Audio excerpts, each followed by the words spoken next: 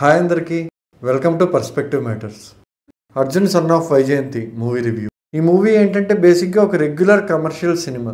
ఈ సినిమాలో రెండు మెయిన్ క్యారెక్టర్లు ఉంటాయి. అది ఒకటి విజయశాంతి గారు, రెండు మన కళ్యాణ్ రామ్ గారు. అలాగే హీరో శ్రీకాంత్ గారు ఉన్నారు కదా, ఆయనకు కూడా ఒక ఇంపార్టెంట్ క్యారెక్టర్ ఉంటుంది. సినిమాలో విజయశాంతి గారు మదర్ క్యారెక్టర్ చేశారు, అలాగే కళ్యాణ్ రామ్ ఆవిడ కొడుకు క్యారెక్టర్ చేశారు. ఇంకా ఈ సినిమా కథ విషయానికి వస్తుంది, లా అండ్ ఆర్డరే అన్నిటికన్నా అల్టిమేట్ అని చెప్పి మన విజయశాంతి గారు నమ్ముతుంటారు.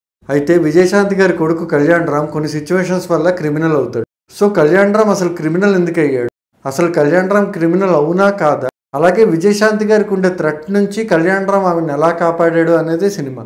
కాకపోతే మన తెలుగులో తెలిసిందే కదా, హీరోస్ అందరూ మంచోళ్లే.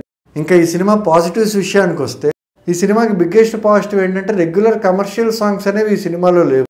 ఒకే ఒక కమర్షియల్ సాంగ్ ఉంది, ఆ సాంగ్లో కొరియోగ్రఫీ బాగుంది. ఇంకా నెక్స్ట్ పాజిటివ్ పాయింట్ ఏంటంటే సినిమాటోగ్రఫీ.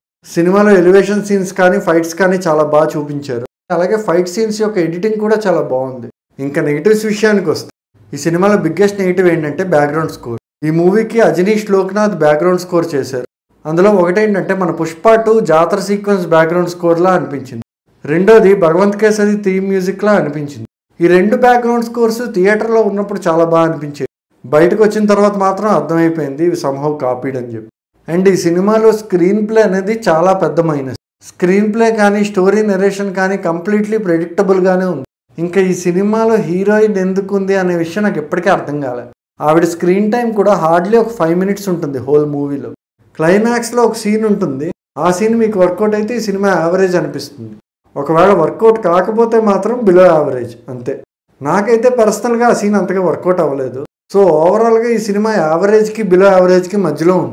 మరో మూవీ రివ్యూతో మళ్ళీ కలుద్దాం. Until then bye.